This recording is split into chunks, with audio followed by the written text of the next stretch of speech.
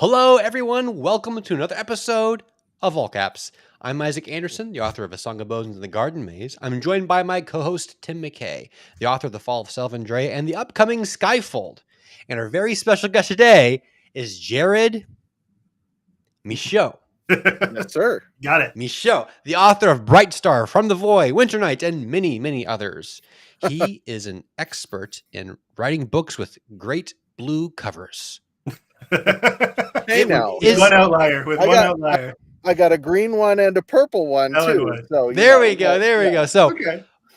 do you like to color code your books? Like, are all the blue ones together? And So that's actually, I have two different cover artists that I'm using. One of them is my cousin's wife, and she suggested the blue theme for the sci-fi series that I'm doing. It's not going to be a super long series. I'm thinking 4, maybe 5 installments, and then maybe some more in the world later. But that's the series is 4 or 5, and they're not super long.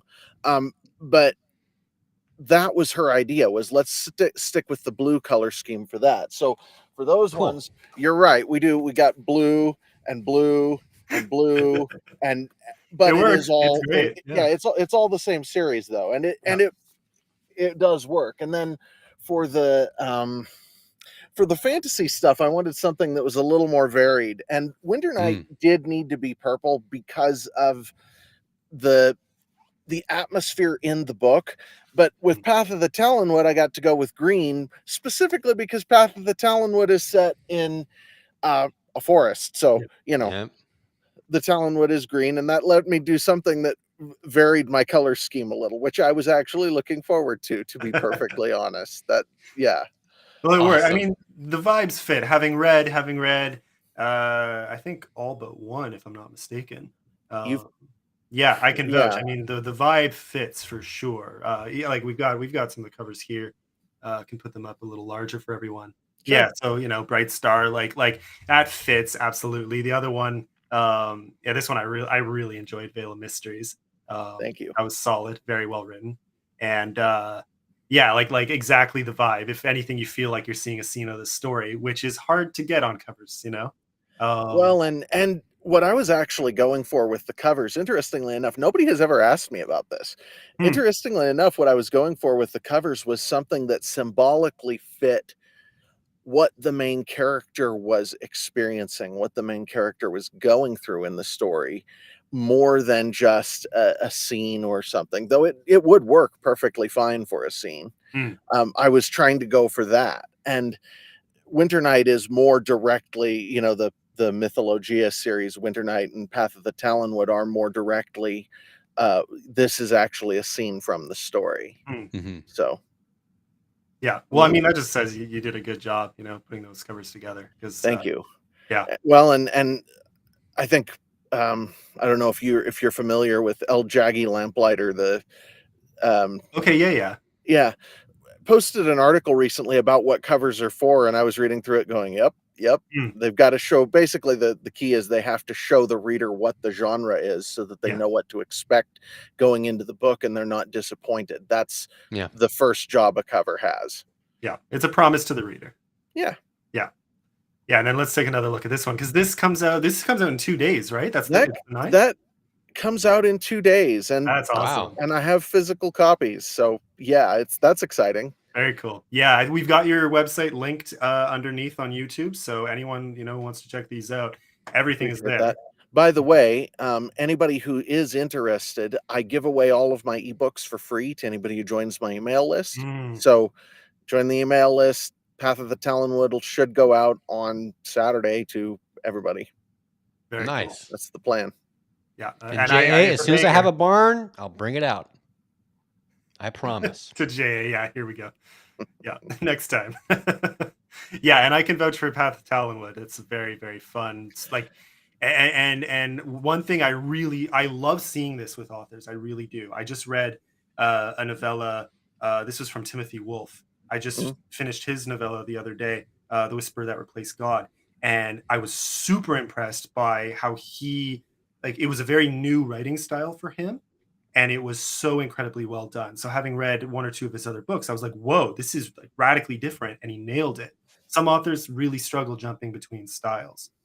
You, sir, are like top tier for doing this. I was genuinely like, how the hell did you jump from the style of, and we'll get into this, like Bright Star, the intended audience, I think is Uh-huh. important, right? Yeah.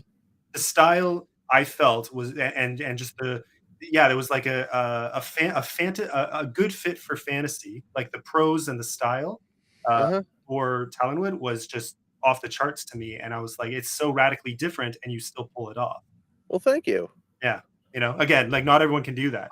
I have had people say that before, but I don't I don't know. I can't say that I consciously do this Mm, exactly. It's more along the lines of, this is the story I'm telling. This is the mind space that I need to be in to tell the story. This is what I want the readers to be experiencing, and so I experience it as I write it, and that's what I'm trying to put across. And so that's how I do that, but I wouldn't say that I intentionally change up my writing style. It's more just, this is what I'm trying to put across.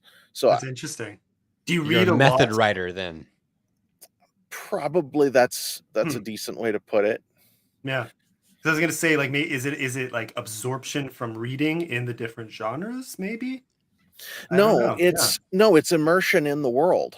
fair. It's like the world of mythologia is very visual. It's very in person, almost first person. I almost could have Yeah, written those first person. It's very yeah, present, and so writing it from that perspective, you get the characters' feelings, you get what they're mm, experiencing, you get when they see something that is very visually appealing, you see that visual coming through.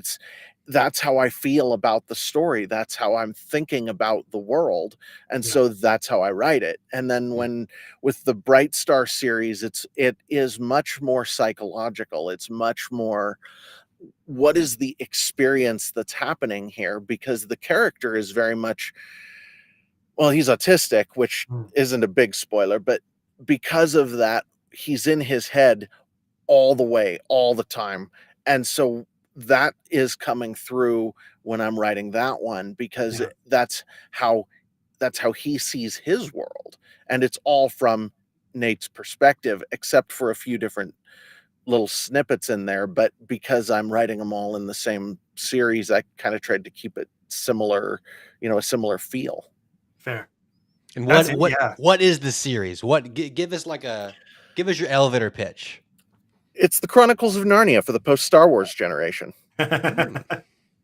Sums it up. It does. Yeah, yeah, That's what it is. It's the yeah. Chronicles of Narnia for the post Star Wars generation. But Star Wars Narnia. well, it's you know I should delve into that a little more, because Yeah, yeah. we are a little more technical here. So We've got I time. I really, really love Star Wars and Ender's Game by Orson Scott Card, Mm, and some of the other more sci-fi, but really space fantasy. It's yeah, technically Yeah. space fantasy, right? yeah. It's not sci-fi. Hard sci-fi would be more in the lines of Asimov, or some of the newer ones would be the one the guy Martian. who right the one who did The Expanse, the book Yeah. behind, right? Those are more hard sci-fi, but Starnia, nice, I love nice. Um, it. but I like those okay, but I have never been drawn to write them. Mm, Hmm. I appreciate them, and I do have that kind of a technical background. My whole family are engineers, but um I've always been drawn to the space fantasy. When I was a kid, I would read Star Wars, or we'd listen to the audiobooks in the car or whatever. And I I don't know what it is they did exactly with the music from the original movies, but it really impacted me emotionally as a kid. And so you know how those things are when they stick with you, yeah, and you want to impact people the same way. And so that was what was behind that. But I also really as an adult, especially, I have really appreciated what C.S. Lewis did with a lot of his fiction, and how he tied it into something where there was some truth in there that really struck home for me every time I would read it. There's something profound about what he has to write, and so I aspire to something that has the feel of the one with the spirit of what C.S. Lewis did. The spirit of the what C.S. Lewis did, but the feel of the space fantasy. Yeah. I was thinking it feels like maybe I think for me a closer comparison than Star Wars reading it was Mass Effect, but for C.S. Lewis's audience. Okay. If you've played the Okay. Mass Effect games at all. I have not. Okay, yeah. So like it has almost closer to that style of sci-fi, which, like you said, it's sci-fantasy, and there's like this. What you did really well is your Energematris. I can never say it. I can never. That's all right. It's Energematris 6. Energematris 6. It's never gonna happen. That's all right. But like it's this coherent power source and it's much more than that in your world. And kind of like in Mass Effect, they call it Mass Effect. And it's kind of this, but you add this, again, you tie it in with the allegorical sense and almost a spiritual sense. And then following Nate's Very character. much. Yeah, like that's where Very it gets really much. fun. So it takes Mass Effect and hits home So- much different. Anyways, I loved it. Yeah. When it comes to Energematris 6, I said that most of my family are engineers. I told my dad when I was writing these that this book is as much engineered as it is written, because exactly that. The world behind it, and particularly Energematris 6, are incredibly carefully crafted to be both a spiritual allegory tool and to be a coherent magic system that is physics based. Yeah. Because I have a huge problem with people who don't understand what magic is. Magic is actually communing with demons to get power from spiritual beings into this world. That's what it is.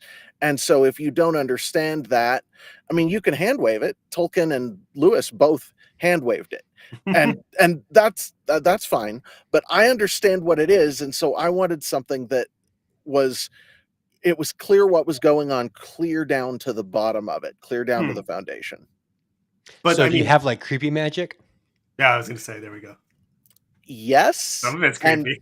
Well, okay, so when you get to in both series, but we'll get to Talonwood later. And when Tim, when you got to the end of Bright Star, when you were first reading it, you saw the Changed. The Changed is an example of creepy magic. It's an example of something that came through from the other side of somewhere that infested a human being that was not supposed to be there.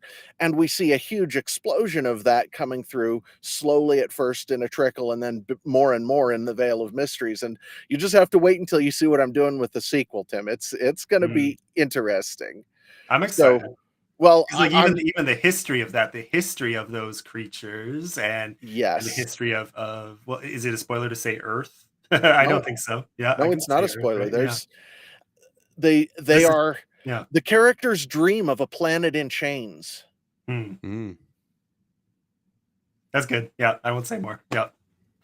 it's hard not to spoil it, so I'm just gonna. Right. Yeah. Well, the character's dream of a planet in chains. It's good. And I'm currently developing that a little bit for another book I'm working on with a friend that is actually set in the Energematris 6 universe. That is, it has 1800s and early 1900s technology, and it is the characters are hunting essentially demons. Fun. I love a good demon hunt. Yep. Demons are very fun to hunt. This is like almost like a Western in the swamp with Energematris 6 thrown in. That's fun. Swamp Western. Yeah, I'm working on a horror piece right now, which is a bit left field for me, but it is fun because there is a major supernatural component to it, and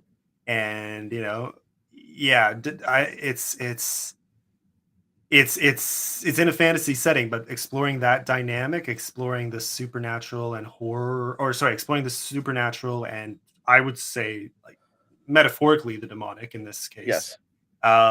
it's a lot of fun to play around with in a horror so more like the demons chasing you as opposed to you chasing the demons. That's it's again from and this is from a character who just doesn't know what he's up against, and that's like the horror there comes from not being That's equipped. the best like person that. to go after a demon.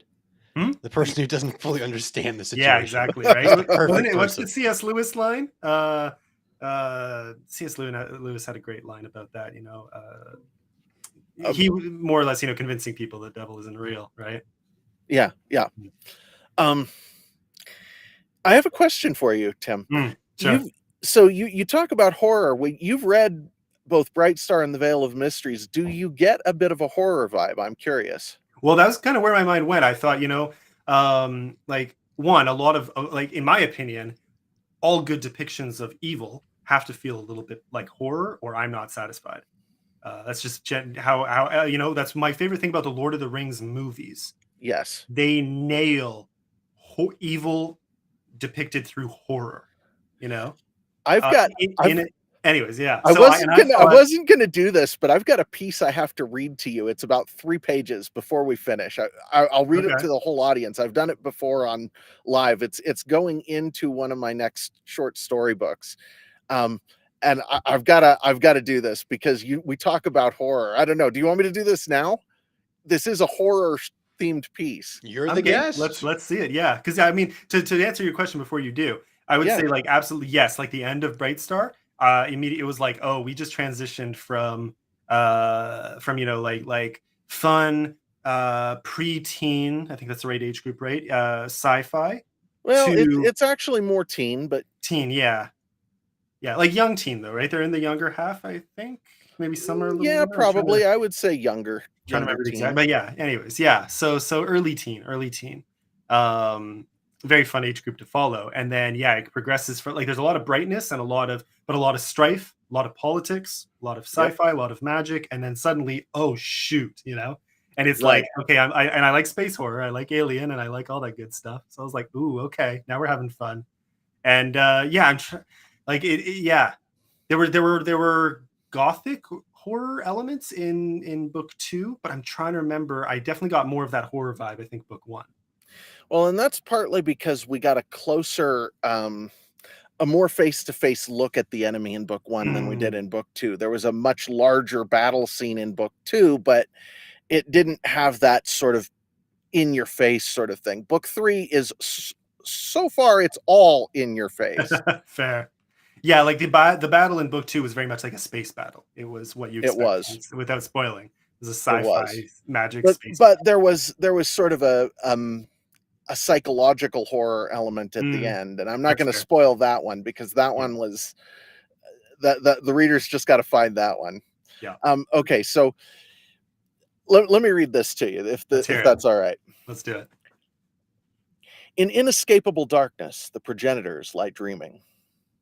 When creation was young and matter yet unformed, the first ones swam the primordial energy streams of the trackless universe. Because they must contend with the plasma and ionized chaos of the void, the Lightmaker created their bodies from the most incorruptible and potent materials in existence. Their physical matrix was inextricably infused with Energemetra 6, the very energy of creation. So powerful was their substance that neither mere matter nor the physical forces of the universe could harm it. They were beautiful, indestructible, and glorious, and they rode the primordial energies with abandon, transporting themselves upon the very photons that traversed the cosmic soup. Each one of the first ones was unique and unlike any other ever made. Each had its own glory and individual purpose. As the universe cooled and expanded, the first ones discovered that purpose. They fell in love with the stars, whose light was the only force capable of crossing the primeval void. The beauty of the heavens was their playground, for you see, the first ones had been made to be star tenders. Under their care were the very suns themselves, the furnaces of light and power that provided fuel to the universe, casting their light across the emptiness to nourish the planets and all the lesser life that proliferated among the more concrete states of matter, wherever it might solidify. The first one's task was critical. Without their attention, the suns that fed the universe became unstable. Their energies were liable to unbalance, exploding across the void to sear the lesser life from existence. But it was not enough for the first ones. Some few became enamored of the lesser life they had been created to protect and nourish. In their unconquerable strength and solitary majesty, the Star Tenders were arrogant. They became jealous of the only power they did not have, for the Lightmaker had not designed them to reproduce as he had the organic creatures, whose lives were governed by the stars the first ones had been created to tend.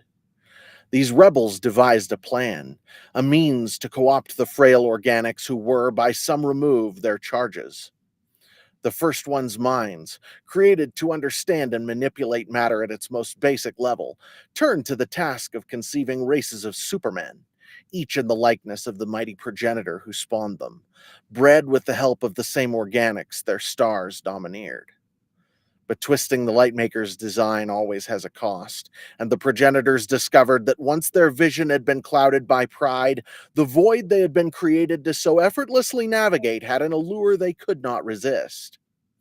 As they had been made to tend the beauty of the heavens, their undoing was to fall in love with the very nature of the void itself. Once they had broken the Lightmaker's order, they began to find fascination in how that order might be endlessly twisted into more and more grotesquely pleasing perversions of itself.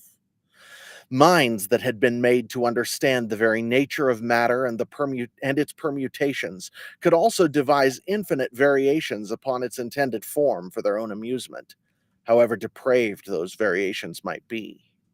It was, after all, only lesser life. Of the horrors that descended from their twisted imaginations, devolving into reality-twisting abomination, human tales are too fragile to tell. The age over which they presided became the very defining essence of horror, and they, the progenitors, were its masters. So great their degradation became that the Lightmaker decreed they be caught in an imprisonment powerful enough that even the rays of light they had been made to ride would be incapable of escaping. But they were too potent to capture in any ordinary fashion, and so the stars in which they dwelt were manipulated to collapse upon themselves, imprisoning the progenitors in the very darkness they had so recklessly courted. Their bodies, made to withstand any physical force the universe might experience, could not be destroyed, but the stars whose light they loved so dearly were lost to them forever, until such time as the Lightmaker might bring them to a reckoning. And so the progenitors lie even to this day, dreaming of twisted abomination in their prisons of inescapable darkness. Spooky black hole Genesis 6 angels. Yeah. Okay. Exactly. So here's the fun observation. Cthulhu is Abaddon, aka Apollyon. According to Lovecraft or according to real According life? to me. According to me. That's fun. No, Oh yeah. no. But yeah, so you talk about space horror. That was sort of, you said that and I couldn't resist. I wanted to read it because that is my sort of Cthulhu, as you said, Genesis black hole Genesis 6 angels, Isaac. Yeah. Yeah. That's exactly it. It's Genesis 6 angels, Nephilim. So these are the upcoming big bads, or have they made their presence known in your stories? I mean, in a sense they have, but one of the stories, sorry, trying to think this through. From the Void has some short stories about some of the characters from the other books in it, and one of those characters is Tom Neelian. I call him the boy from the darkness, and he is a direct offspring of one of those progenitors. So his family line comes straight from one of them, as you would put it, Nephilim. That's where he traces his roots. So we do see that sort of root there, but we haven't seen the enemies that come down from this track appear yet. So question number 2, on the note of just what we heard, you do your own audiobooks. I am working on that. Yeah. So have any of them been released yet, or it's still a work in progress? Well, okay, so I'm doing two different things. One of them is a podcast where we just read the books aloud, and Oh, nice. it's multicast. It's available on any podcast app. If you were to put the word Energemetra 6 into any podcast app, it would bring it right up. e6universe.com. My website has links, and you can just listen to basically the whole series, both of them, through that. But as far as the formal production quality audiobooks, I do not have those released yet. Fair. Cool. But coming, do you have a timeline? I'm working on it. Very much work. Yeah. I'm working on it. Yeah. That's fun. I mean, you're one of the first people it was you and David Batterina were two of the first people I talked to in kind of the indie author community about doing your own audiobooks. And it was very fun to learn early on. I mean, and I'm addicted now. That's the fun thing for me right now about finishing a book is then getting. I get to do the audio now. Yeah, it's great, isn't it? I mean, and I'm like, no, it's fun. It's a hell of a lot of fun. You saw I was getting into reading that. It's fun to read your own stuff. It's just fun. It's like I get to share this with a whole new group of people, and I get to express it in my own voice. That's awesome. Like the other this was a while back. It was probably like 1 or 2 months. Dewey Conway got on his channel, and he was just reading off in his soothing, melodic, awesome voice. It was from their him and Bill their Tana the whatever. It's a mid-grade fantasy book, and he's just reading it off, doing character voices, having a good time. And it was fun. Like that actually, like a lot of people want to hear that from the author. So it is one place where author YouTube channels have a lot of potential. So it's very cool. It's, and like you said, podcasts across multiple different platforms. Yeah, it's on YouTube, it's on Rumble, and I have like any podcast app. So yeah, no, very cool. But so that's I don't know, that is essentially the core of what I'm doing, guys. That is those things.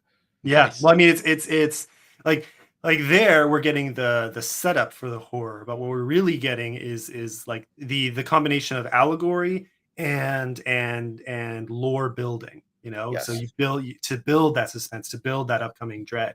So one question we were talking, like Isaac and I were talking beforehand too. So we were thinking, and this always comes to mind for me because I've read a lot of allegories, and some better than others, and the trickiest part is it's okay if it's obvious. I mean, if you read some C.S. Lewis, some of it is very in your blindingly face. Very on the nose. But it's not browbeating. You know what I mean? Right.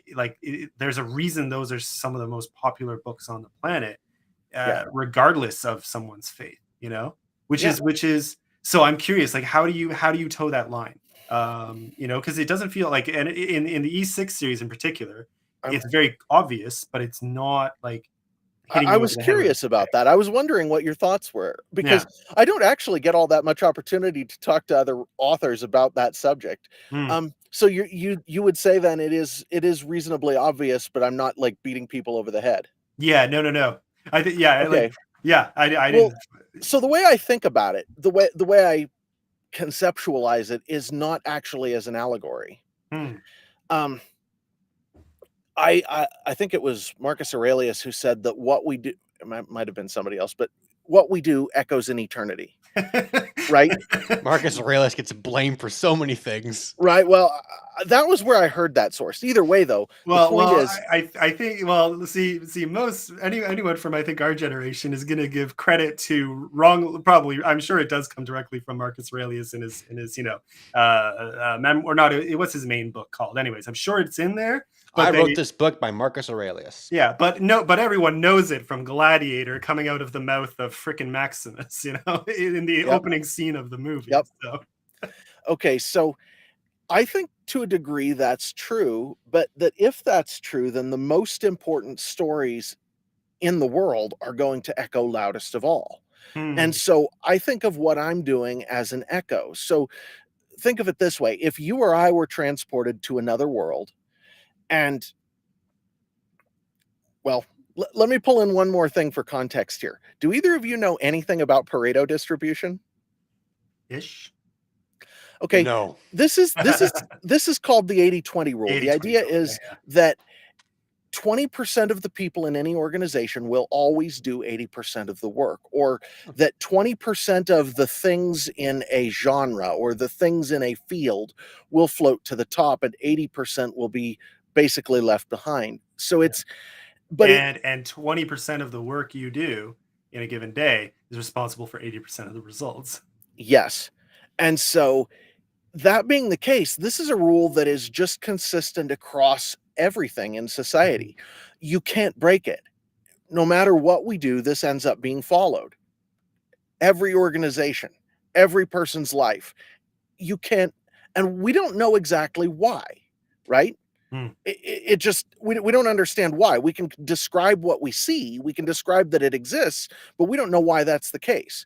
And so the way I'm looking at this, at my writing, is if what we do echoes in eternity and the loudest stories, or the most important stories, echo loudest of all, then the way that's going to wind up looking is, if you or I is transported to another world, then our life is going to end up echoing the most important stories in this world, because they're all of the other worlds are attached to this one. They all come from this one.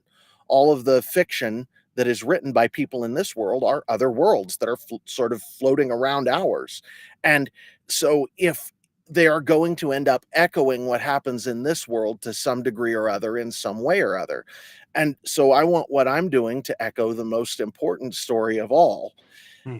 But I don't want it to be something where it's like I'm preaching at people. Hmm. We get enough of that from the woke mainstream media entertainment complex, preaching something that I just don't have any interest in.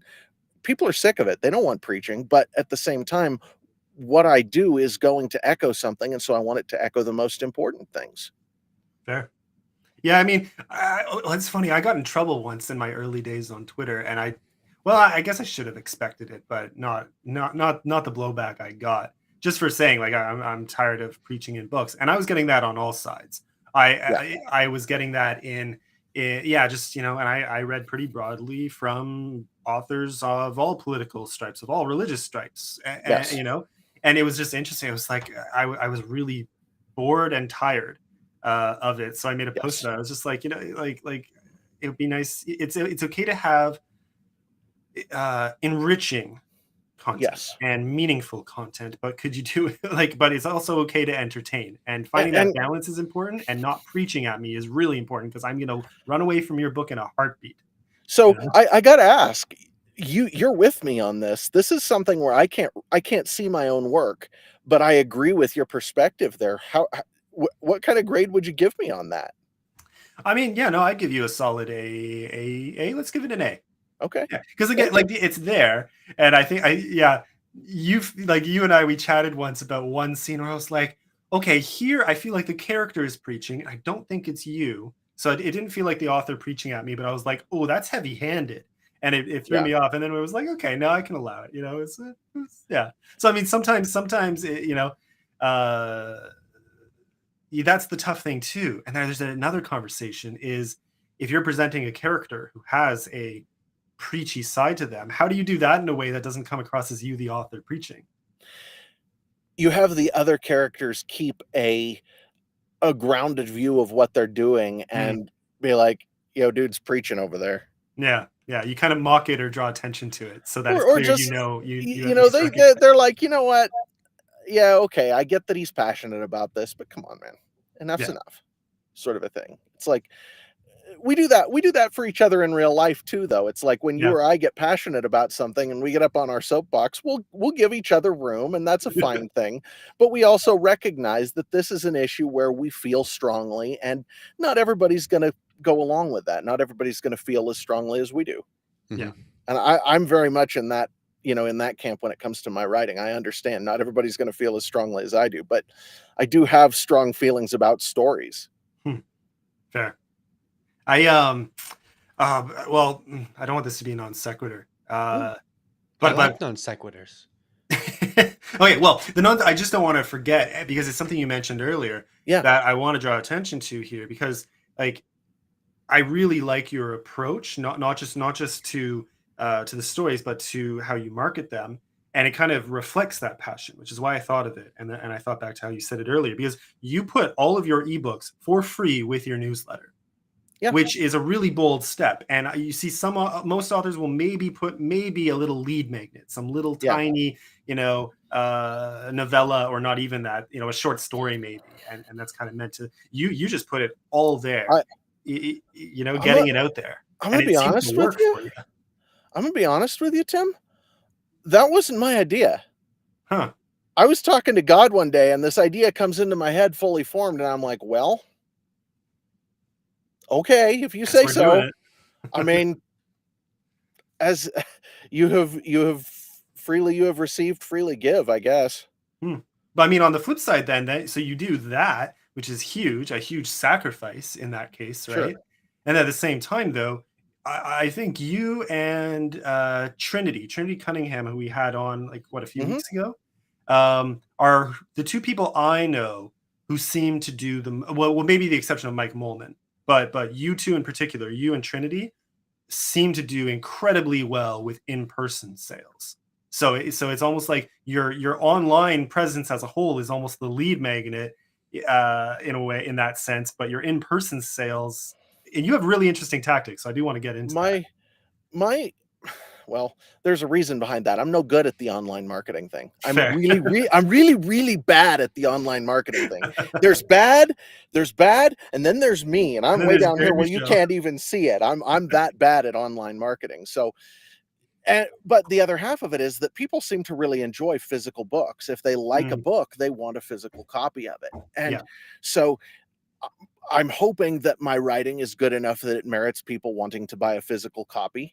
And that's the best I know to do is I want people to have the stories, Mm, guys. It's like uh, the other thing I know about what I'm doing is every time you find an author who's incredibly good, it takes them a long time to catch on, like Dune or Tolkien, or I mean, these people took decades for their work to catch on, and it's because they were so unusual compared to anything else that was being done at the time. mm, And what I'm doing isn't particularly normal. It's not like this is fitting into somebody's genre or fitting into the right boxes. It doesn't fit the boxes. It's kind of unique and different and weird. And so I want to make it so that anybody can get a hold of it. I want to give it as much opportunity to grow as possible. But then when it comes to the physical books, I don't mind charging a little more than other people are for the physical books that they're offering, because I know I'm doing that. I'm probably 20% higher or up to 30% higher than most authors for the books that I'm offering physically too. even that isn't bad. I mean, competing with prices in like bookstores, for example. I don't Yeah. know a single indie author who can sell their books without a bit of an uptick just to get by. Not even get by. Yeah, well, and Um, I'm not getting by. I'm not Fair. but yeah, Travel no. expenses alone, right? Yeah. I am happy to talk about the physical sales thing at some point though too. Was there anything else you wanted to hit as far as the writing stuff goes? Because I'm curious. Oh, I had one more we'll question about your writing Yeah, methods. please. So, it sounds like the first few books are geared toward more the younger audience. And it sounds like you're prepping up some cosmic horror stuff. So, are you planning on your audience growing up with the books? yeah, Or that's a good question. how are you approaching those heavier, more scary elements when you're writing for younger people? Because I write for younger people, and I often have to go back with a little red pen and say, "No, we can't. This is a little too much. That's a little too much. That's a little too much." So, That's what is your method? a really good question, man. I'm not sure. I'm not sure that I have that method down very well yet. So Hmm. Okay. the best answer I have goes something like this: that I am writing for I'm writing what I want to read now. I'm writing what I think Hmm. everybody would want to read in this particular zone that I'm writing in, but I'm making it safe for younger people as well. Hmm. And that means that based on where I'm doing a lot of my in-person sales, I end up selling it to younger people, to Yeah. families.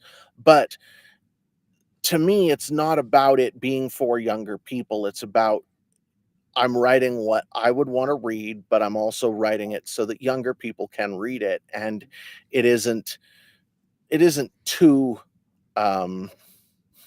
Watered down, or well, it isn't too heavy for them. It isn't like but then again, with this third book, I'm getting into some stuff that's pretty creepy. Like, Hmm. but it's also pretty real. Yeah. Like, demonic possession is a real thing. I've seen it myself in my life. I've seen people actually under the influence of demonic forces. And when you see it, you can't unsee it. And so I'm getting into that a little bit because that's what the changed are. Well, how do I do that without making it too much for kids? I don't know. I don't know whether I can. That's dropping in. Yeah. Oh, I was. What did that make me immediately think of? Well, oh yeah, no, I saw like this is, don't worry, we're still staying on the rating, but it's interesting to me You're because good. Isaac and I have talked about this a lot. Is just how if you are writing for a younger audience, the marketing there is very tough. Yeah. So then if you're going to, for example, I grabbed a picture of this. I love that you do this, going to like the homeschooling convention. Yeah. So Well, not just there, one. I did 12 this year holy oh, crap, nice. 12 homeschooling conventions. Yeah. in 11 different states. So that's Oh the my interesting thing then. goodness. If you are writing for yourself, as and that's a pretty standard piece of writing advice, but then catering to an audience where you have to be a little more careful, that makes it tricky. It And then is. now you're selling to parents, which is really interesting. So now you have like 4 jobs on the table there, You're writing for yourself, you're Well, also trying to open it up to kids. You have to talk about your story in a way that their parents are going to like. That's all. I Tall actually order. I have a really interesting approach when it comes to in-person marketing. Hmm. When I find the people who I think are my target audience, I just hand them a book and have them read the back. Okay. Because What they think, when yeah. you read the back of the book, it tells them whether or not they'd be interested in it. I do a pretty good job with my back cover copy of getting the gist of what it is they're going to read, giving them a feel for what they're going to read. Is that So tricky for you? Like, because most authors yeah, it say, takes me 2 days per back cover copy just to get the back cover Mm. copy. I spend 2 days on the back cover. I mean, 2 days isn't that bad. I'm just No, kidding. but for me, that's a lot. That's I hear like you. that's a lot of attention to put on, a couple of paragraphs of writing. But Yeah. that's tricky. But at the same time, I actually have this pattern I've adopted. I hand them a book. I say, I got one question. Read the back, and then I got one question for you. So I let them read the back, and then I say, so the question is, if you had it, would you read it? Hmm. And kids are amazing, man. They are honest. I have kids say, no, I don't think so. Hmm. I have kids say, maybe. Oh, probably. I'm in the middle of such and such. And it's great. They're honest because then, if they are interested, you can say, well, if you're interested, I give away all of the ebooks for free. And we've got an audiobook podcast where we read them all that you can get at for free. So if you get your parents over here, I can get them to get a hold of the free stuff for you, and you can get a hold of the stories. Hmm. So that's sort of the way I approach the in-person stuff at the homeschool conventions for kids. With parents, it's a little different, right? As you said, you're selling to a parent what their kid's going to read. And so the way I'd go about that is actually, well, there are 2 versions. There's the truncated version and the full version. The full version is something along the lines of, so your life is a story. Everything in your life, everything you do is a story. It's a narrative about you. That's your past. Your whole past is your story. And so when you read a story, it becomes a part of you. Literally a part of you. It becomes a Mhm. part of you. What kind of stories are your kids reading? Hmm. Okay. These homeschool conventions are overwhelmingly Christian. Hmm. And so when I say Chronicles of Narnia for the post Star Wars generation, people immediately go, "Oh, You're making a lot of parents happy. that's well." And Homeschoolers love Star Wars. Homeschoolers love Chronicles of Narnia. Homeschoolers are very split on Star Wars because Star Wars is a Gnostic story written from a Luciferian worldview. Oh. Believe In it or my not. homeschool circles, we all love Star Wars. Well, I mean, maybe the northern homeschoolers weren't quite so into it. Down Well, south, we okay, all so love Star Wars. okay, so where are you from? I'm curious. Oklahoma. Okay, you're not that far south of me even. So actually, Well, I'm in Miami right now, but I grew up in Oklahoma. Okay, so to be fair, it's split. It's 50-50. The people who are really cautious about what they let their kids read are very suspicious of Star Wars.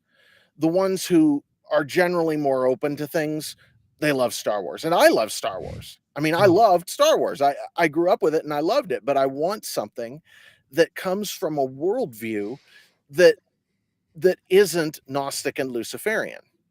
Because if you really want, I can dig down into it and explain to you how Star Wars is. And I even did a whole podcast with a friend on The Matrix talking about this, because The Matrix, did you know the cast and crew of The Matrix were required to read Gnostic philosophy in order to participate in creating the movie? The irony, okay, yeah, this is as far as I'm going on this topic, but the irony is that I had the pastor of one of my early churches who it was a very small church and a very tight-knit group, and he led I think he preached 3 or 4 sermons and led several Bible studies with the Matrix as the focus, and I could never take it seriously. Anyways, that's all I'm saying on that. Well, the funniest thing of my life was this pastor who just really liked that movie and tied it into everything he preached and did for 2 to 3 months. It was the funniest thing I've ever seen. He really liked that movie.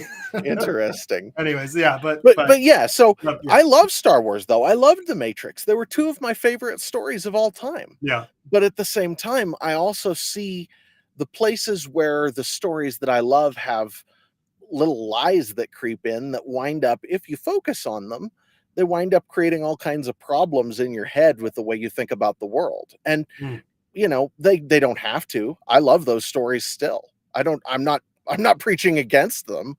I really love them, but at the same time, I want to create something that is even better if I can. That's a heck of an aspiration, though. I almost feel stupid saying it, because it's those stories are so massive, such a massive part of culture. Saying I want to create something better almost sounds pretentious, but that's that's the attitude you got to have. Right. Well, you understand what I'm saying, though. I'm acknowledging that this is very hard. You're climbing a mountain, and I'm acknowledging that this is something that it's an aspiration. It's not like I did such. Well, here's a flip on that. A question I have, because it is something I've thought a lot about, is finding the things that are a positive influence and the things that you can go back to and reinforce, by repeating them, as a good thing. So. My question would be for you. Okay, so what to exclude? Okay, the Bible's an easy answer. So not okay. And C.S. Lewis, we're going to and Tolkien. Well, no, yeah, I'm going to exclude all 3 of those. I don't read Tolkien.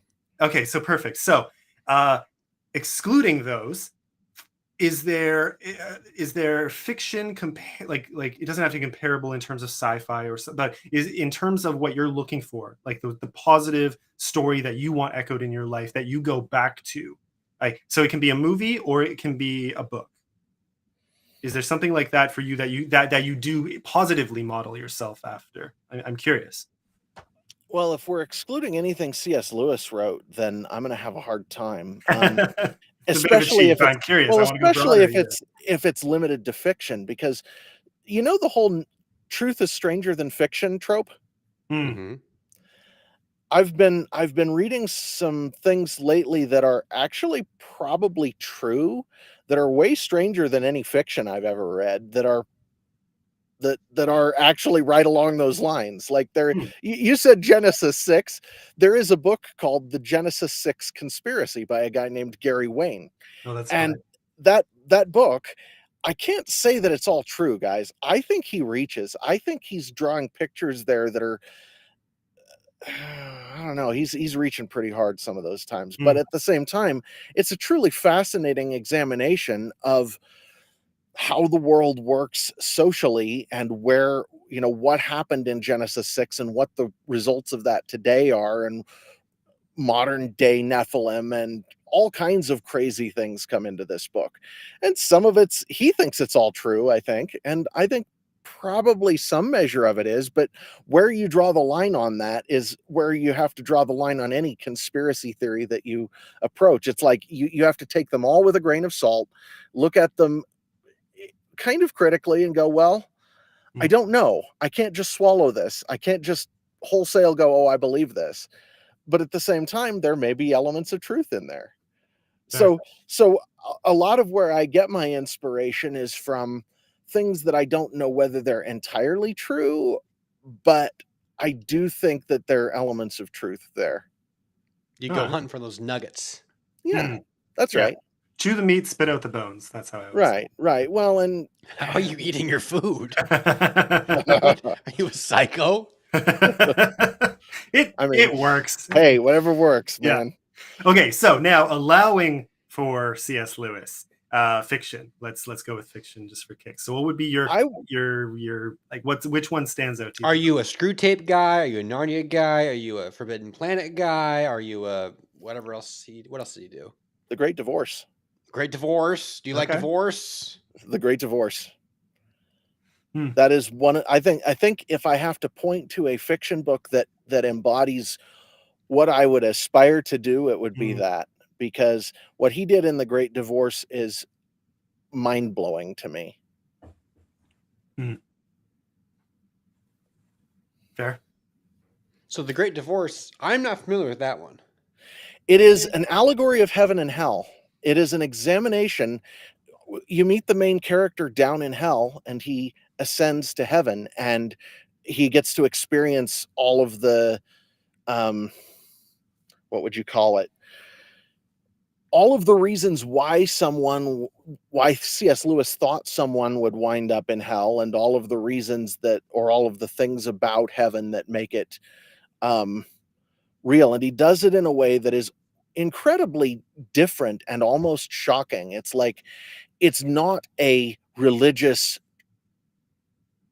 essay. It's sort of an almost a mythical, magical examination of a bigger reality that he doesn't really understand himself, but he's trying to get some grasp on and give people a look into. Gotcha. And so that's what I would aspire to, is just to get some kind of grasp on the greater reality that we all live in and give people a look into it. Something you just said that really stood out to me, because I love doing it in my own writing. I think a lot of us do this. Yeah. Is writing about the things we don't yet understand as a way to try. Yes. I love that. He did it clearly, and I think we all, I don't know, I'm curious about you, like do you do that, exploring not even just themes of metaphysics, but even just people? Sure. And anything. I'm curious. Absolutely. Absolutely, I do. I can't put into a box exactly how I approach those sorts of topics, because I don't think any writer, and I'm guessing you guys would agree with this. If not, feel free to push back. But I think that any writer who's worth his salt, who's actually worth reading, does not fully understand his process for how he gets his ideas and processes them. I think that we all do it in a way that is something that we're grasping for and trying to learn more than something that we've mastered. I think I'll allow that. Yeah. There's absolutely that element of exploration and inspiration and mystery, where you put it time and things come to you in a way you don't quite expect. Reaching for something that's beyond us, reaching for something that we can't really grasp and systematize, but something that is the key to good writing is that. Do you ever get stuck on that? Constantly. Yeah, and how, like what's the how does that ever throw you into like a slump where you have to step back and pause? What do you do? Do you pivot? Do you pivot to something else, or do you pause and wait till you can figure out that I'm really bad about consistency, Tim. Hmm. I'm really bad about consistency. I will go and I will write for a month steady, and then I will write 2 times the next month, 2 Hmm. days. And so I'm just not good at being consistent. When you say that, we got 5 books out now, right? Yeah, I do. That's pretty good. That's pretty good for someone who's not consistent. How long have you been writing for? Yeah, there's a great question. Yeah. Well, I started when I was 12. I wrote the prequel Okay, never to mind. That's Bright Pretty Star. good. Pretty good. I wrote the prequel to Bright Star. It was 250,000 words. I finished before I was 17, and it was Woo. terrible and unreadable and unpublishable, and it still is. But that's what gave me the body of mythology and the body of history that Yeah. I was able to dip into for that universe. And then I put it aside for a few years, and I started again in my early 20s, and that's actually when I wrote Path of the Talonwood and Winter Night. Was in my early 20s Hmm. when I originally wrote those. And then more recently I started again and I wrote Bright Star, From the Void, Veil of Mysteries, and I'm working on what I read to you guys today was from the Void. I called it The Interval. It's an in-between anthology that goes between book 1 and book 2 in the series. And then I'm working on an in-between anthology for 2 and 3, and I'm working on book 3 as well. I also have the sequel to Path of the Talonwood started, and I'm working on a book with a friend. Yeah. So yeah, you don't have to read to my knowledge, you don't have to read the intervals to still appreciate the main books. Not at all. In the epimyth, right? Or even vice versa, really. I mean, I wrote the Sure. short stories as standalones. You could read any of them as their own sort of, with one exception, as their own sort of story. Fair. Yeah, that's fun. Yeah. The horror piece I'm working on technically falls into, my larger series, but I don't Nice. even know. I'm genuinely considering just not listing it as attached to the series, Yes. just to see how it lands for people who haven't had any exposure to my stuff.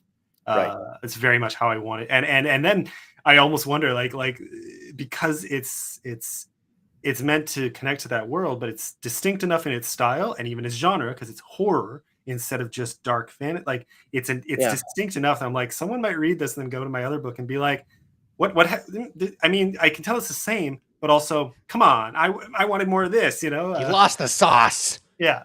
Yeah. I'm like, no, I wrote them the opposite order, but that would be interesting. I suppose you could get that, but I don't write for those kind of readers. I write for the readers who are interested in exploring more than they are in, I'm going to get judgy about this. If you're writing for the people who are judgy, you'll never write anything that's any good. Those people can go boil their heads.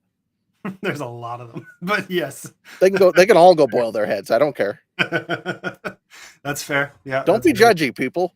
Yeah. We write because we want to explore things and we want to take you along on the journey, and it's fun. And so don't, if you want to be judgy, that's your business, but do it somewhere else. I don't want any of that. Fair.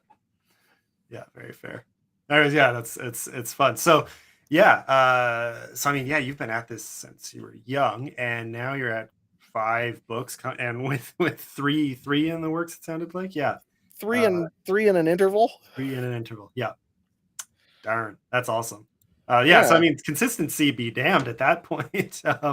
Well, I need to actually, sit down and do the writing, and I'm working on that, but that is a thing that has to happen. Yeah. I'm also editing for somebody else who's writing a lit RPG. Fair. It's a really fun book. He's done a great job. It's his first novel, and for anybody who's interested, it's Patch Notes Apocalypse. Is the name of the book. Patch Notes Apocalypse. Yeah, it's fun. Good. He's got a whole YouTube channel dedicated to that. So. Well, he actually used to have a YouTube channel. He used to be one of the co-hosts of the Conspiracy Pilled podcast. And his author, you mean? Yeah. Yeah. PJ Williams. And so now he's got this book he's been writing. He has stopped doing the podcasting as a mainstay because he had to turn to other things. His family needed to be provided for, and he didn't have time. But he's writing the book now, and it's fun. It's very fun. It's very cryptid, there are a lot of cryptids, a lot of conspiracy topics in it, and he has fun with them. He genuinely romps through it. It's great.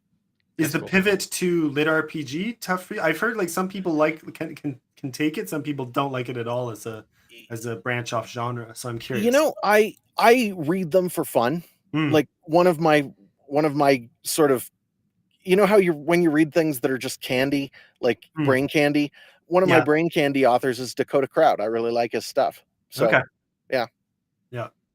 I read the Christmas Demon by Jay-Z Pitt. Is it Jay-Z Pitt? I want to say. What I feel like I have his book, like one of his other books right around here, but I'm gonna mess up his name if I don't look at it. Come on. Jay-Z Pitts, yeah, Jay-Z Pitts. So it's a nice little fantasy or a horror novella. Okay. Krampus is kind of like Krampus in Germany, kind of. It was very Yeah. fun, very fun, and that was my candy. It was just it was shorter than the novella Gotcha. I just put out, so it was very short, very easy to read. I blasted through it in I think 2 sittings, and that was only because I started it when I was already dead tired at the end of the day. Shouldn't have done. Yeah. I should have just started it on a fresh day and blasted through it. But Yeah. you need those guilty pleasure reads. You do. Yeah. Yeah. No, I'm with you. And to me, that's what lit RPG is for me. So getting to edit one is just fun. It's just fun. Fair. And then, for the rest of it, for what I'm doing, I don't even know. I don't think I would want to write lit RPG except maybe as a lark. I could see doing it at some point as a lark, but for most of my writing, I have to take it a little more.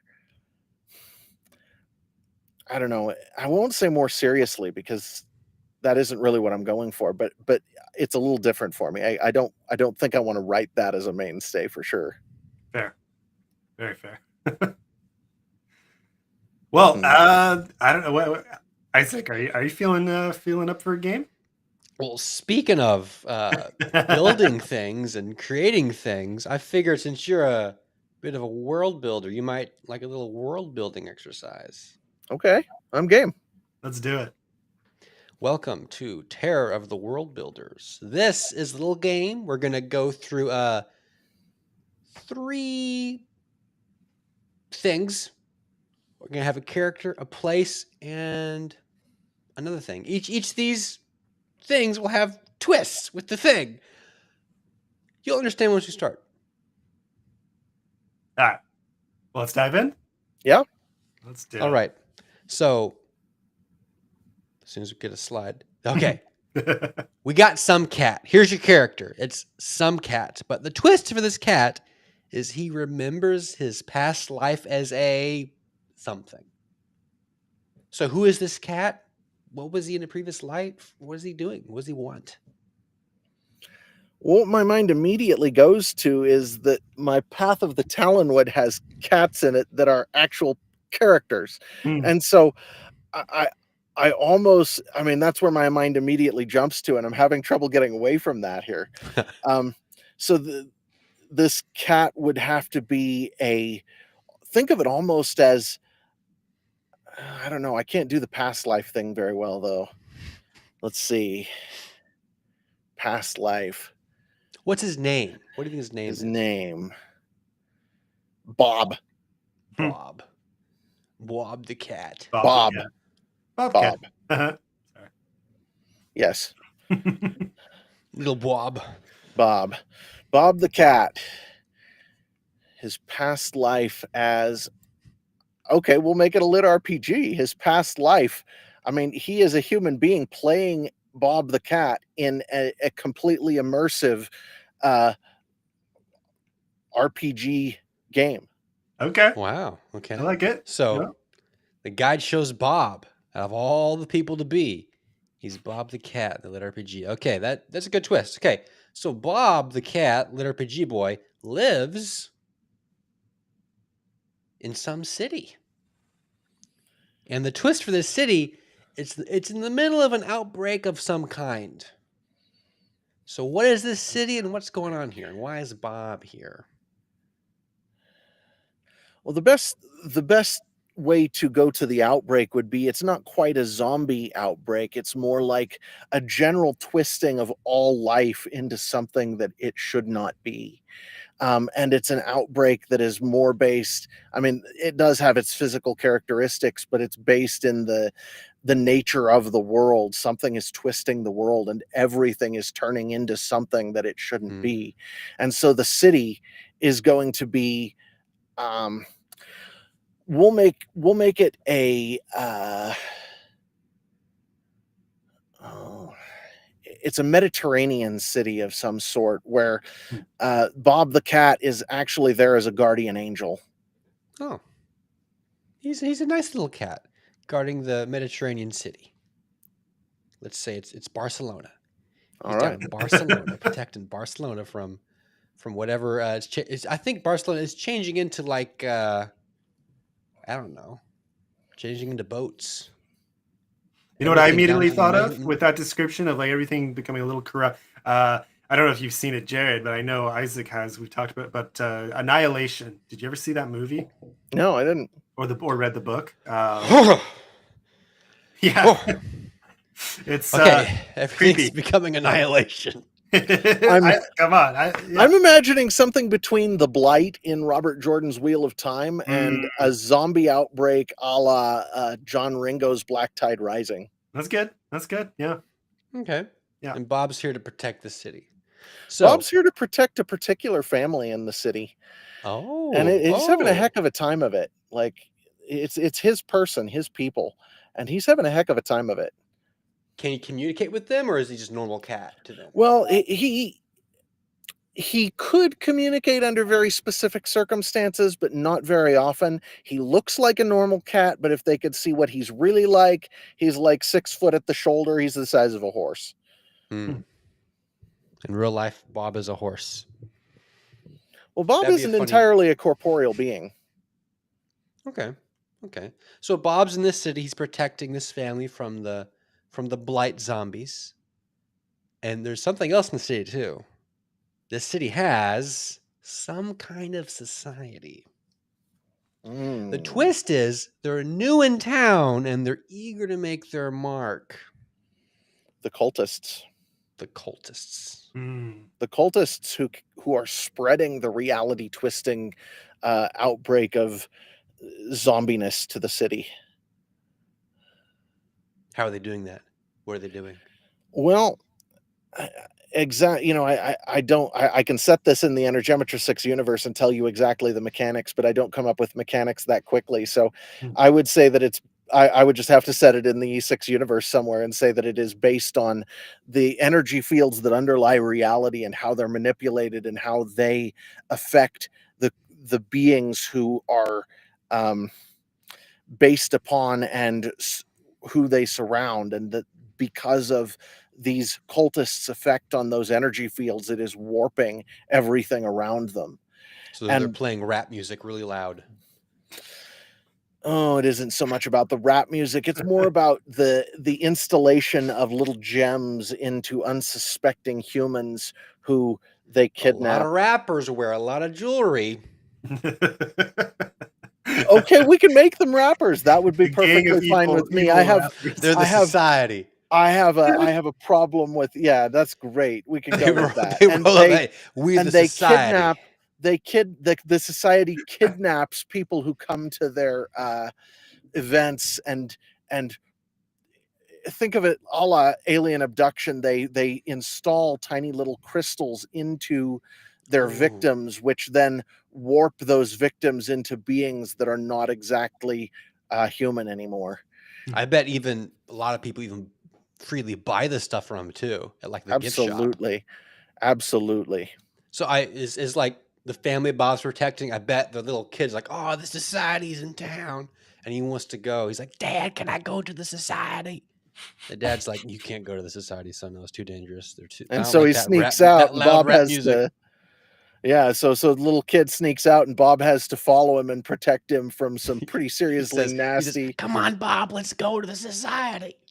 Bob's like, oh, what are you getting yourself into now? There we go. Okay, now we have a little world all set up, ready to go. So that's basically the game. We have created a situation and some characters and a problem, and where it ends up, Who knows? It's a backdrop for a pretty fun story. Actually, it is. That is a fun story. Hopefully it ends well for everybody. I can't see it ending well for everybody. I mean, the society, at least it can't end well for them, even if it's a happy story. And then if it's got any element of truth in it, it isn't going to end well for the whole family either, because that's how life is. The dad gets really into the society. He's like, son, you were right. The society's This rap great. music is awesome. That music, they use words never even thought of before. Okay, I'm gonna switch back here. That clip that they show everywhere. I mean, I think it's like YouTube and Rumble. Well, I don't go on Rumble really, but where else do I see shorts? Instagram maybe. But I feel like everywhere I've seen shorts of every once in a while it'll flip back to Eminem explaining how he gets mad if someone says you can't rhyme with orange, and then he gives you like 20 examples of how to rhyme with orange by twisting the words. And I feel like I've seen that clip like a million times. Like, I don't like it. I don't want to see this anymore. Stop showing it to me. But we get it. Eminem rhymes with things. Yep. So yeah, this dad is like, yo, I didn't know you could rhyme with orange. Yeah. Eminem blew my mind. Eminem is definitely the leader of this society. Eminem's the society. No, there are a bunch of Eminem like lookalikes. They're trying to be Eminem. It's good. There we go. That was fun.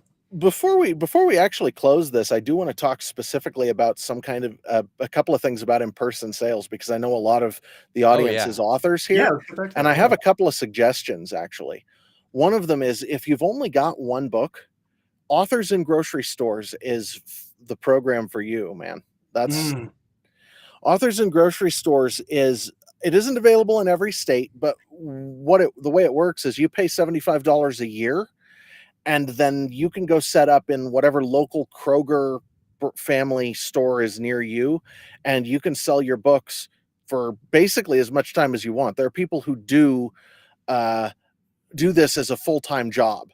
They actually sell their books in Kroger as a full-time job, and they'll make a pretty good salary. There are people who make literally six figures doing this, and they've only got 3 or 4 books published. Now, as you get into it, you discover that certain genres are much better than others. If you have books for kids or for elderly people, you're going to do particularly well. The books have to be clean in order to be eligible for the program, and Kroger takes 30% of your cover price. So you keep like 70% ish. They take 30%. But other than that, it's you get to just sit there and sell books as much as you want. And there are people who actually make a living doing this. So for any of you folks out there who are interested in doing this sort of thing, I've only done it a couple of times this year, but even so, this past weekend, I sat out in the grocery store and I sold 10 copies of my books, which, that's not nothing. That was this one here, right? That was with this program? Yeah. That's that one. That's what I'm doing there. And you need a small table, you need a chair.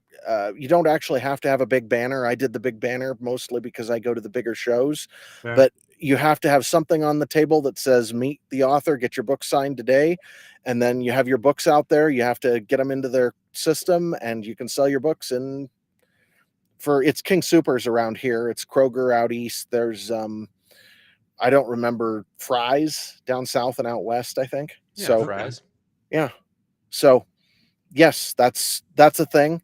And Very because cool. our audience here is mostly authors, I would recommend looking into that if it's something that you're, where you're looking to get physical copies of your books in people's hands. That's a great way to get started on that. I've done it a number of times. It's not always easy to get into bookstores, right? Some indie books don't even accept indie authors, right? And not everyone has the same luck with getting into places like Barnes and Nobles or Chapters or. Yeah, I haven't had much luck getting into bookstores yet, but I'll tell you what, I can sit in King Soopers and sell them. Now you have to be there to have your books there, but that's how it works. Then, for the bigger stuff, you can go to Comic Cons, you can go to conventions of different types. I've done okay at Comic Cons. I actually am starting to do much better at the homeschool events. So yeah, no, you can do the bigger events as well. You have to pay the vendor cost for a table, and you have to travel, and if you're buying a hotel, if you're getting a hotel room, that's added cost. So depends on whether you live in a big city or not, whether you can make that work. Sometimes I don't. Yeah. I end up sleeping in the back of my minivan a lot. Fair. But throw a sleeping bag in there, whatever, not the end of the world. But Unless it's a yeah, Canadian winter, but otherwise fair enough.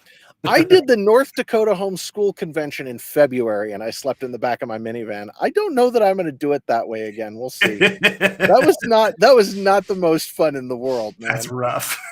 That's Boy. brave, but that's rough.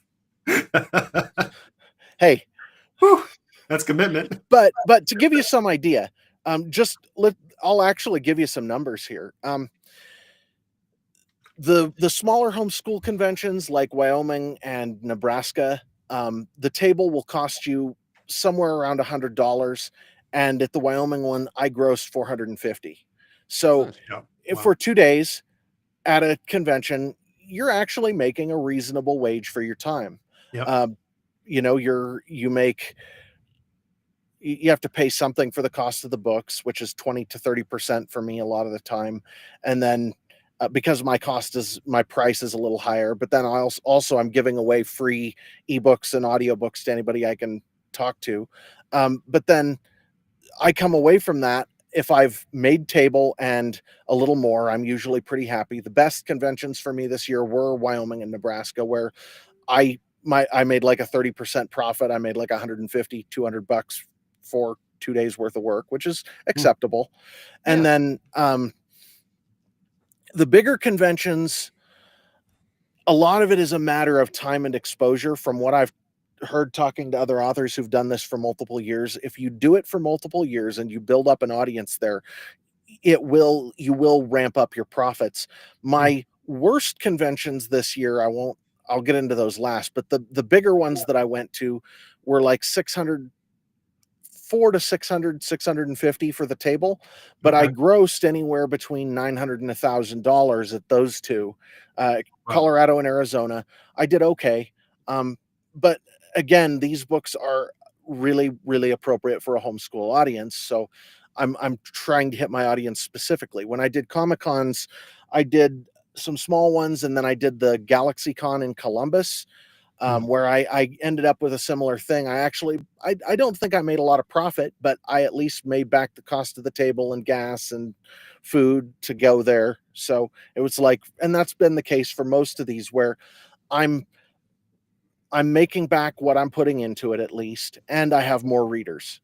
Yeah. And they have physical copies of my books, which means they have a buy-in, and it isn't like they're just going to buy it and forget it, buy it for 99 cents and forget it and never read it, which is what happens sometimes with the ebooks and stuff. So the worst conventions I did are the ones I would never do again. And those were like 800, 850 a table, and I grossed like 300-400 at those. Yeah. So some of this is a learning curve, right? You learn some. But of the 12 that I did this year, I would go back to probably 7 or 8 of them. Fair. And 2 of the others were borderline. So there were 2 that I definitely wouldn't do again. Those were the ones that were the most expensive, but they didn't do so well for me. And then some of the mid-range ones were kind of borderline, and I was gone too much this year. I don't want to be on the road as much as I was. So if I have to choose ones to eliminate, it's going to be a couple of those middle of the road ones. And then the ones that I'd actually keep are the ones that are closer to home and cheaper. And the 2 big ones that actually, did net me a pretty good gross. So that's what it's looked like for me as far as the physical side of things goes. And if I lived somewhere that was bigger, like if I'm in Wyoming, I'm about 2.5 hours from Denver. If I lived down in Denver or in a bigger city, I could book more events that were bigger events and do more of the in-person sales thing. And probably over time, as you re-attend events and you have people coming back the next year, especially events like homeschool conventions, you get to have an actual following and an actual audience there that you can kind of build. Yeah. Fair. Is that something that you're looking into do? I'm going to probably be doing some of that. One of the big reasons, though, is actually that I do best when I have people to talk to about my writing. And so if I'm actually talking to people who are interested in books for their kids, or kids who are interested in books, it lights me up. It gives me passion. It gives me motivation to keep going and to write the next thing. I've heard it said that publishing is a business that's based on excitement, and there is some truth in that. And so one of the ways I maintain my motivation is by getting out there and talking to people about what I'm doing. Gotcha. There. Yeah, like it's not just the excitement of other people; it's yours as well as the author. There's that I mean, give and take for sure. yes, very much so. If I were going off the excitement of other people, I wouldn't be able to do this. But to maintain my own level of motivation, I do need to talk to other people about it. And, talking to you guys is fun, but I don't do tons of these podcasts, and talking to actual, people who are in my target audience is really helpful. Fair. Yeah. And seeing them actually buy your book, take it home, read it, talk about it. I had the coolest experience in North Dakota, Hmm. guys. I sat down, and one of the organizer's daughters, 17 years old, kind of, she was bored. She didn't have a lot to do, but she kind of hung around my booth for a good chunk of the convention. At one point, I finally took from the void, I handed it to her. I said, "Here, read this story." I opened it to one of the stories. I said, "Here, read this story." She sat there for 2 hours, read the whole book. When she finished, she handed me her credit card. She said, "I want it." That's awesome. After finishing it. Yeah. Okay. Even better. Like, as an author, there isn't much that beats having somebody sit down, read your book, and hand you their credit card and say, "Here, take my money. I want it." Yeah. That encouraged me so much. I can't even tell you. I mean, I'm still telling the story, and we're 8 months later. Yeah. That's a cool feeling. It Pretty good. is. Yeah. So yeah, definitely. Yeah, I don't like that. It's one of the areas I've definitely neglected. Like at this point, Mike, like I don't know if Mike is here. Mike has dropped in, but it's probably going to rewatch it. But you're right on time, Mike. For we're talking about in-person sales, and Mike is a legend for doing that. He sells more of my books in person than I do.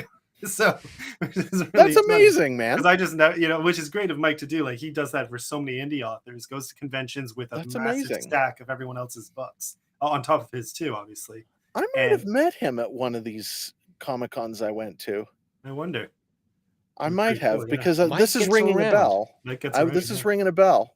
But yeah, Yeah, well, it's Mike right here. Well, pretty small image, but if you can see him there, yeah. The Yeah, little no, tiny bald head. I can't. The I bald can't. guy. The And bald and guy. it's I've been at so many conventions this year now that my brain is totally melted down from it. I don't remember, except a very few people. I don't remember faces anymore.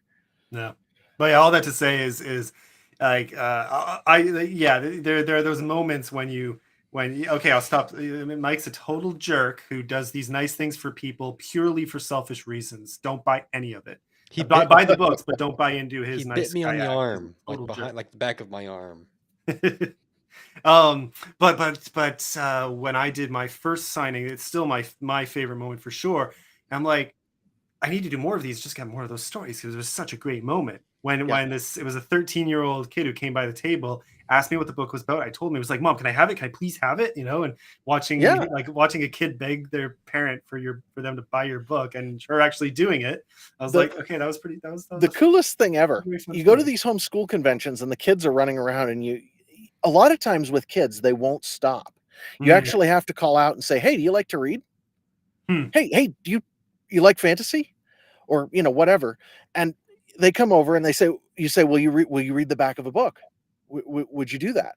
And they'll sometimes, they'll hem and haw, but usually they'll say, "Yeah, I can do that." And they'll read it. And then I say, "So, okay, if you like it, bring your parents over."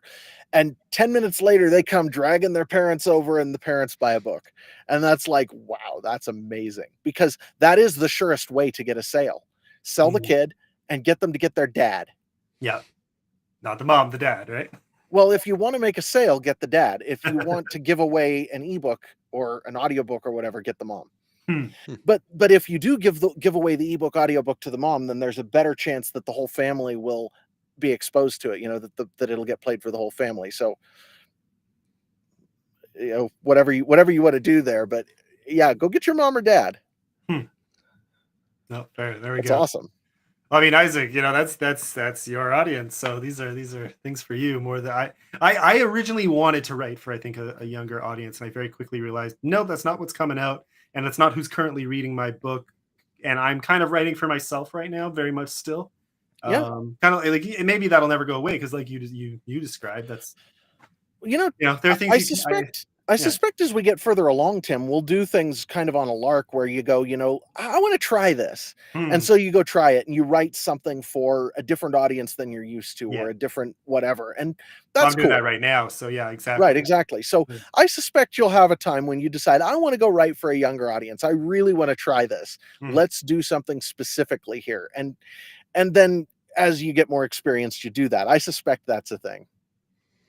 I'm That would be writing fun, things yeah. that So I I'm would leaving it love on to have bucket read list when I for was sure. a kid. That's my Sorry, general second? rule. I'm What sorry. you would have read What were when you you saying? were a kid, you I said? talked over you. No. I didn't hear what you said. Oh, okay. I write things that I would have loved to have found as a kid. Yeah. Yes. Yeah. So Same. those are the kind of things I want to work on. That's how I'm doing it as well. Yeah. Because I know whatever I write is going to be around forever. So I want the things that stay around forever to be, I don't want to write like overly violent or trashy or risque things. That's going to be here forever.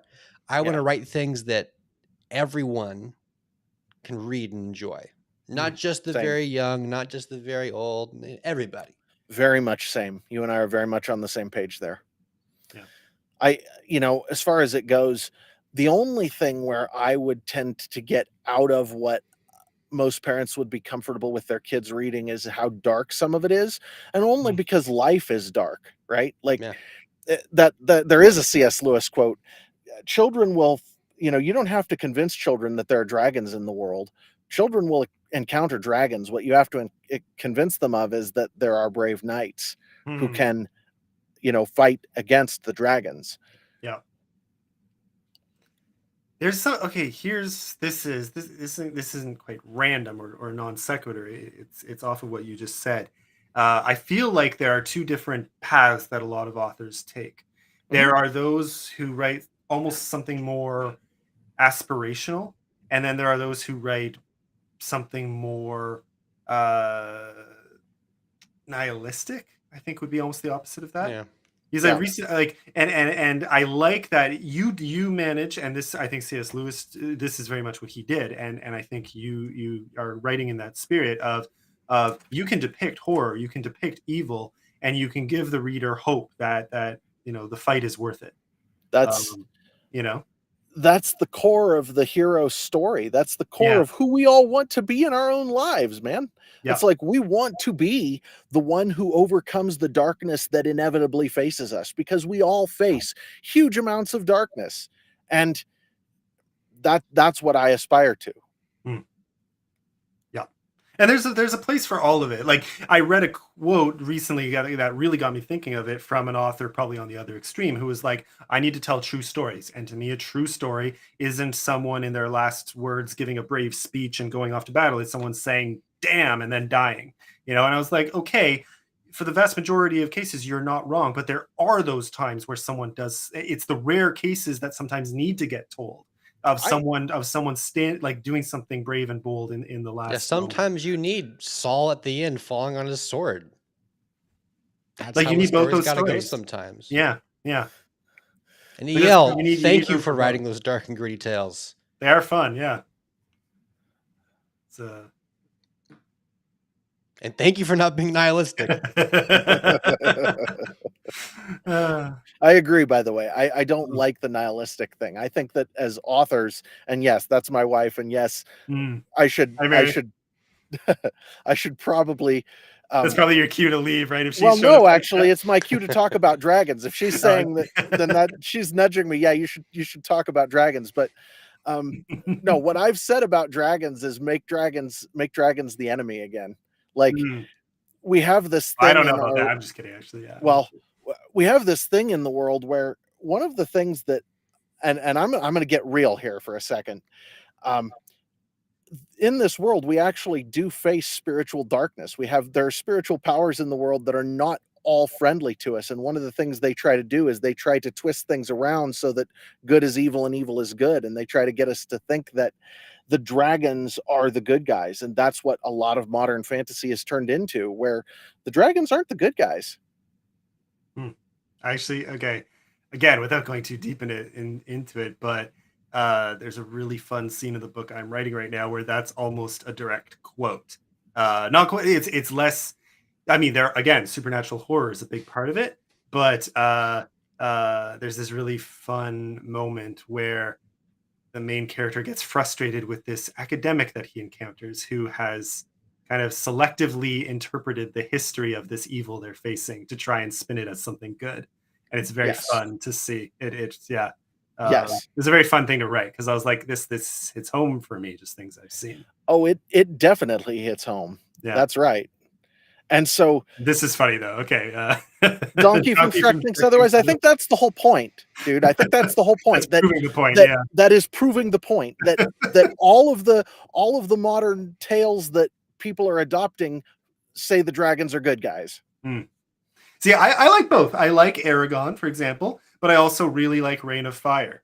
There's a really fun depiction of dragons as the absolute menace. That was like one of my favorite dragon movies of all time. That one I can go back to again and again and again. You know, you need a place for both, and everything in between. Yeah, no, I. And I, like I say, I know that there are a lot of people who disagree with me on that point, but it's like, I want to depict actual evil as actual evil. I want to depict good as good. And the person you were talking about who would say that almost everyone just says, you know, damn, and dies or whatever, that's more real. I could almost make the opposite argument to that. It's like the only way that becomes a part of you is when you lose sight of the fact that you are the hero of your own story. You are the protagonist in the story of your life, and what you're doing is important and it does matter. And I actually would say that one of the things, talking about nihilism, one of the things that the enemy, the real enemy, our enemy, is doing is trying to make us feel like our stories aren't important. Guys, your stories are important. You matter. Your life matters. Your story is important. That's true for all of you.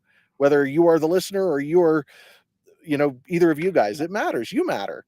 And so when your story no longer is important to you and you can paint it as, oh, I just, you know, it doesn't matter. They just say, damn, and they die. Well, that is essentially having internalized nihilism at a certain level.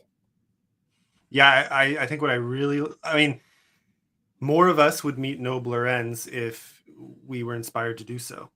Right. Yeah. Right. And it matters. Yeah. Yeah. I really like that. Like, that's the thing. I think there has to be room for everything in between. There has to be room for entertainment and there has to be room for creative subversion. I'm all for that. I like those things. I really do. But when and this particular author, a very big author, I'm talking like a very, very big author who gave this we're talking Mo Willems here. Elephant and Piggy. And they were basically saying that this is what you have to do. And they were saying they were saying they really detest stories that have the character making a noble gesture at the end. I was like, see, now you're going too far and saying that your bleak outlook is the only one, or is the like that. It drove me nuts. I hated reading it. What he was saying was just driving me absolute bonkers. Put E.L. Montague's quote up, or his just bottom chat one up there. This one, yeah. But evil is in your heart. What you do with your choices form good and evil. Sometimes we face people who choose evil. Guess what this author who you're talking about has chosen? He's chosen evil. He has chosen to internalize nihilism. That is evil. Sorry. It's bats. Yeah, you know, it's Joe. Sorry, Joe. Sorry to put you on the spot. Hey, it's not. No, seriously though, I actually believe that's a real thing. And I'm not trying to badmouth anybody. I'm not trying to be mean to anybody, but this is the way I look at the world. I think you matter. Yeah. And that's how I write my stories, is because you matter. I write my stories to people who matter. Great. Very good. What a- Any last things you'd like to mention or shout out as we end here? And that's a Oh, great spot to end, by the way. Just to that say is a great yeah. spot to end. No, I want to say thanks to Tim. Tim has been editing for me, and I'm going to find a way to bribe him or force him to continue to doing this, because Tim is awesome and Tim is amazing. So there's that. Then, Well, you make it easy. It's good stuff. well, I appreciate it, but no, seriously, awesome job and appreciate it. And thank you guys for having me on. I really appreciate it. If you Pleasure are having you. interested in reading any of my stuff, I give away the ebooks for free, e6universe.com. Join the email list, and the system just emails them all out to you. You can give it a shot. I love having people read my stories. Yeah. Oh, and like you said, the audio is available on, I think it's Yeah. YouTube and podcast platforms. YouTube, Rumble, any podcast app. Just put the word Energemetra 6 in there, or go to e6universe.com and click the audio tab. Brilliant. Yeah. Well, we've got that website linked below. So anyone on YouTube, you can find it there. Anyone on other platforms, you can either go to, Jared's, The letter Twitter E, the account. number 6, universe. Yep. But yeah, so it should be nice and easy to find. And check these books out. I'm vouching for them. I've had a lot of fun reading Jared's writing. So, and I'm really liking, again, I'm like, you do a really good job branching across different genres. So you can find what you like in a few different categories, which is cool to see from an author. So yeah, keep it up. It's thank you, very guys. cool to see your journey. Appreciate you both. Thank you. Yeah. All right, everybody. Well, on that awesome note, all the usual stuff, like, follow, subscribe.